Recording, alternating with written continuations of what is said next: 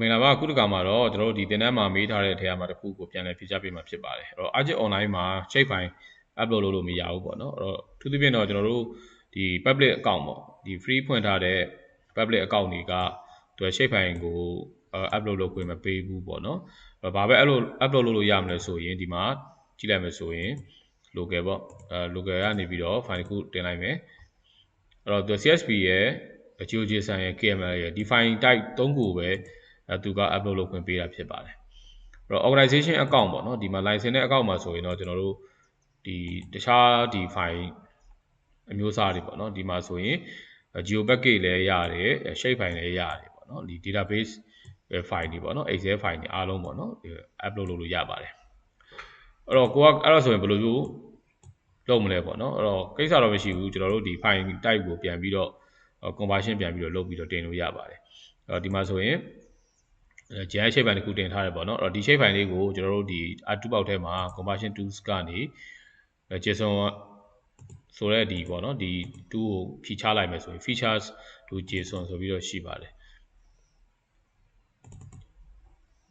အဲ့တော့ဒီမှာက input feature မှာ WACD ကိုရွေးလိုက်ပဲပေါ့နော်ကိုတင်ခြင်းတဲ့ shape file ကိုရွေးမယ်ပြီးတဲ့အခါမှာအဲ့တော့ဒီမှာ GeoJSON မှာဘယ်လိုမလဲဆိုရင်အမှန်လေးချစ်ပေးလိုက်ဟုတ်ပြီအဲ့တော့ပြီးတဲ့အခါမှာ output file location ကိုပြန်ပြီးတော့ချိန်ပါမယ်အဲ့တော့ကျွန်တော်ဒီမှာက file name ကိုပေးမယ်ပြီးတဲ့အခါမှာ save လုပ်ပြီးတော့ export လုပ်လိုက်မယ်အဲ့ဒါဆိုရင် upload လုပ်လို့ရပါပြီအဲ့တော့ဒီမှာ your device ကနေပြီးတော့ upload လုပ်လိုက်မယ်အဲ့တော့ခုနကထုတ်ထားတဲ့ folder မှာ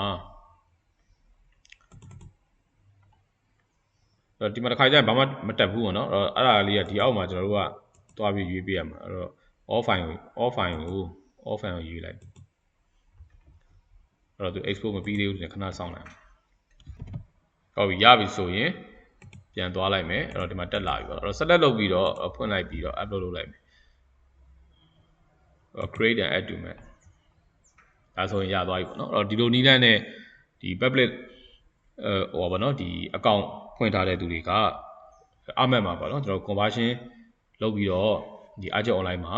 ဒီ upload လုပ်မှာဖြစ်ပါတယ်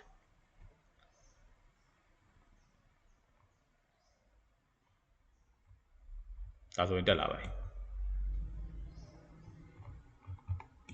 ဆက်ပြီးတော့ကိုလုပ်ချင်တာတွေဒီမှာနော် symbology တွေပါတယ်ပြန်ပြီးတော့ပြင်ချင်တာတွေပြင်လို့ရတယ်တခြားထည့်ချင်တဲ့ data တွေရှိတယ်ဆိုရင်ထပ်ထည့်ပြီးတော့ပေါ့နော်ဒီ web map တစ်ခုဖန်တီးလို့ရပြီဖြစ်ပါတယ်အားလုံးကျေးဇူးတင်ပါတယ်